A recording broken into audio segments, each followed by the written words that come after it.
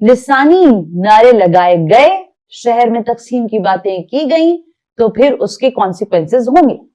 جو culture day پہلے ہوا ہے اس میں آیت الکرسی کا ورد ہو رہا تھا. مجھے نہیں پتا. اس میں تو ملک کے خلاف نعرے لگے تھے. کہاں گئی تھی ساری اسٹیبلشمنٹ, کہاں گئی تھی ساری حکومت, اور کہاں گئے تھے سارے وزراء؟ کانوں میں روئی ٹھونس لیتے ہیں. وہ پاکستان مرد آباد کے نعرے لگا رہے تھے. وہ کل بنا تھا بنگلہ دیش آج بنے گا سندھو دیش کے نعرے لگا رہے تھے. اور اس پر عدالت کے اندر جج یہ کہتا ہے کہ تم ان کو لے کر آ گئے ہو, یہ معصوم لوگ ہیں.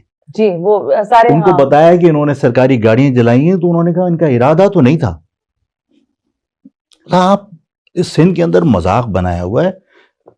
میرا خیال ہے کہ حکومت کو یہ بات سمجھنی چاہیے کہ اگر اس طرح کا دورہ معیار رکھا اور یہ میری قوم کے بچے اگر انہیں تکلیف ہوئی تو ظاہر ہے کہ ہم خاموش تو نہیں رہیں گے. لیکن ایک اور جماعت بھی ہے نا, جن کے بارے میں ابھی پچھلے دنوں آپ نے کہا کہ وہ منافقت کی سیاست کر رہے ہیں, جماعت اسلامی. ہاں درست ہے. کیسے, کیا کر رہے ہیں؟ ایشوز کو صرف وہ ہائی جیک کرتے ہیں اور عوام کا غصہ ٹھنڈا کر کے یو ٹرن لیتے ہیں, اس کے علاوہ کوئی کردار نہیں. آپ مجھے بتائیے جو ابھی زمین بیچنے کی میں نے بات کی ہے, گلشن کا ٹاؤن ناظم کون ہے؟ جماعت اسلامی کا. سفاری پارک کی جو زمین ابھی بکی ہے, اربوں روپے کا بنگلو تھا, وہ بکا ہے. کیوں آواز نہیں نکل رہی جماعت اسلامی کی؟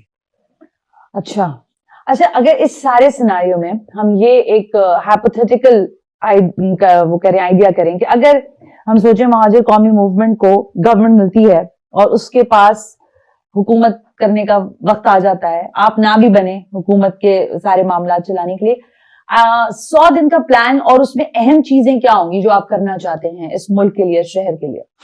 اگر گڈ گورننس کے اندر سب سے پہلا پوائنٹ یہ ہے کہ کرپشن آپ ختم کر دیجئے. ٹھیک. اگر آپ کرپشن ختم کر دیں گے تو پھر جو ڈسکرمنیشن ہے نا زبان کی بنیاد پر, وہ خود بخود ختم ہو جائے گی. صحیح بات ہے. ٹھیک ہے نا. سب سے بنیادی مسئلہ کرپشن ہے.